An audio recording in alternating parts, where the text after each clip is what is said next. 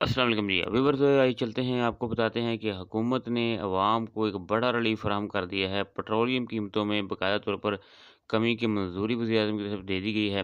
तो आइए चलते हैं हम आपको इसकी तफ़सीलात बताते हैं। आपको जैसे कि मालूम है कि 2024 के आगाज़ से ही अभी तक जो है वो कीमतें जो है वो उनमें मुसलसल इज़ाफ़ा हो रहा था।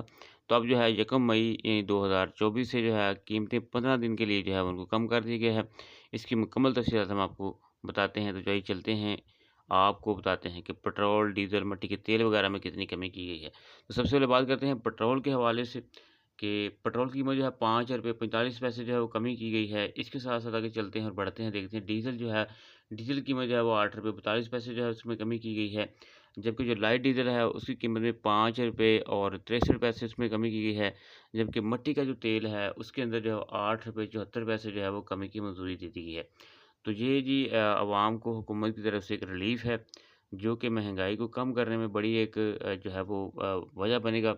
इससे महँगाई में कमी होगी मुमकिन तौर पर। तो पेट्रोल की कीमत जो है वो ₹5.45 कम की गई है, डीज़ल की कीमत ₹8.42 कम की गई है, लाइट डीज़ल की कीमत जो है वो ₹5.63 कम की गई है, मिट्टी के तेल की कीमत जो है वो ₹8.74 जो है वो कम कर दी गई है।